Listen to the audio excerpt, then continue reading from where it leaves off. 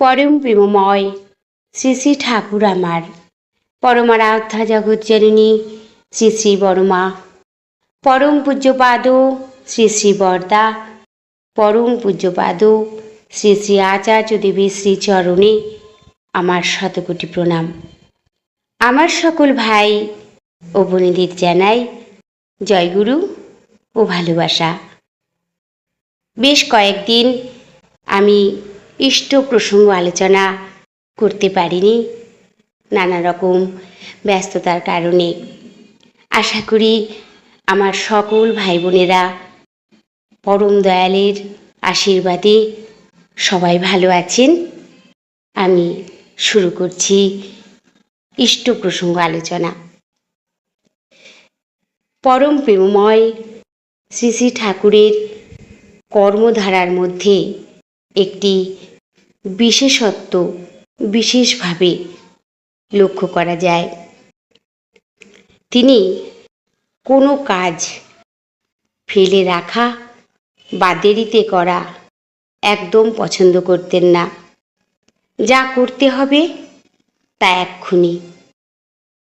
তিনি আরও বলতেন, প্রয়োজন কখন দেখা দেবে তার জন্য বসে না থেকে প্রয়োজনের পূর্বেই যেন প্রস্তুতি থাকে, তাহলে প্রয়োজনের সময় এসে পড়লে আর ব্যস্ত হতে হবে না।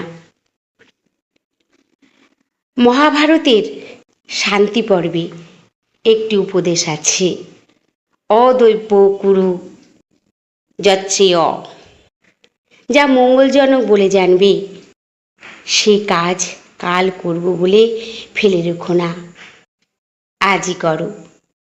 কাল করব বলে রেখে দিলে তা কালের গ্রাসে চলে যেতে পারে।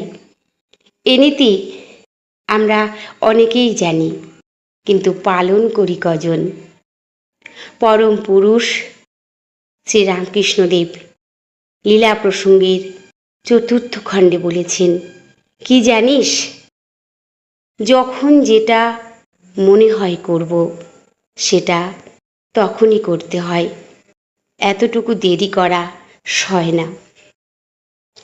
পরম প্রেমময় শ্রী শ্রী ঠাকুর আমার করে করিয়ে শিখিয়ে দিয়ে গেছেন আমাদের। তিনি একদিন স্নান করে যথারীতি আসনে বসেছেন, খাবেন।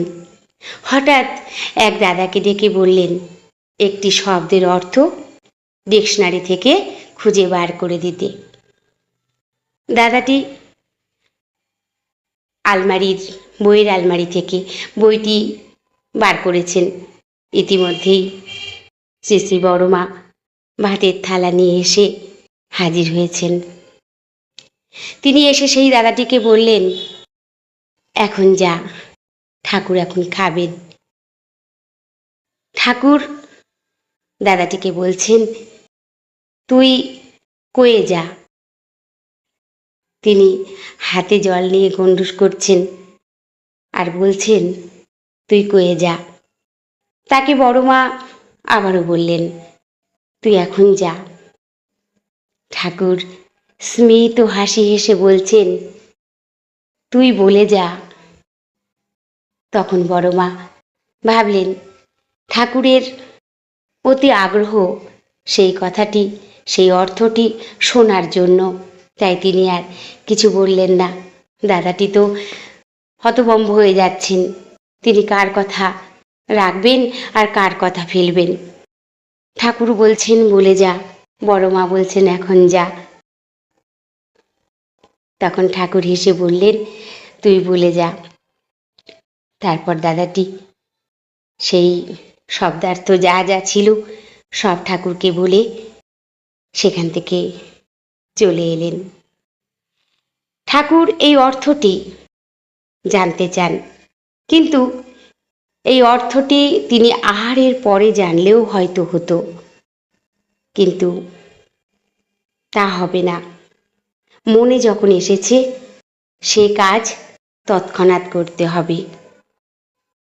তার আহার গ্রহণের সময় কারো সেখানে উপস্থিত থাকার কথা নয়, কিন্তু সেই নিয়মটিও তিনি ভেঙে দিলেন, যাতে উদ্দিষ্ট কাজে বিলম্ব না হয়। এমনই ছিল তার কর্মপদ্ধতি। আমরাও এমনই ভুল করে থাকি। আমরা অনেক সময় অনেক কাজ আজ না হয় থাক, কাল করব, কাল না হয় পরশু করব। আমরাও এমন করে ফেলে রাখি অনেক কিছু। পরে যখন প্রয়োজন হয় তখন আমরা খুব ব্যস্ত হয়ে যাই, তখন মন চঞ্চল হয়ে ওঠে, কোন দিকে কি করব দিশা হারিয়ে ফেলি। ঠাকুরের নাম নেওয়াও তাই। অনেককে যদি বলা হয় ঠাকুরের নাম নেওয়ার জন্য, সৎ নাম গ্রহণের কথা, তারাও বলে থাকেন এখনো সময় হয়নি, আজ না হয় কাল, কাল না হয় পরশু। তাই তাদেরকেও সেই কালের গ্রাসে পেয়ে যায়। কিন্তু আমরা যদি ঠিকভাবে এই কথাগুলি, ঠাকুরের বলা এগুলি ঠাকুর কেমনভাবে করে করিয়ে শিখিয়ে দিয়ে গেছেন, এগুলি যদি আমরা ঠিকঠাকভাবে পালন করি, একটু বুঝে চলি, তাহলেই কিন্তু আমাদের চলার পথ সুন্দর হয়ে ওঠে, আমরা ভালো থাকি। প্রত্যেকটি ঠাকুরের যা যা করণীয়, ঠাকুর যেভাবে আমাদেরকে নিজে করে করিয়ে শিখিয়ে দিয়ে গেছেন, আমরা যদি সেগুলি একটু চেষ্টা করে দেখি, তাহলেই তো আমরা ভালো থাকি। আমরা অনেক কিছু বিপদ থেকে আমরা রক্ষা পেয়ে থাকি।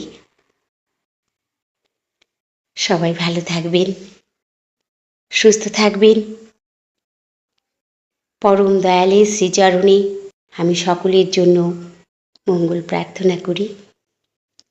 আবারও বলছি, আমার ইষ্ট প্রসঙ্গ আলোচনা ভালো লাগলে অবশ্যই আমাকে কমেন্ট করে জানাবেন। জয় গুরু, বন্দে পুরুষোত্তমম।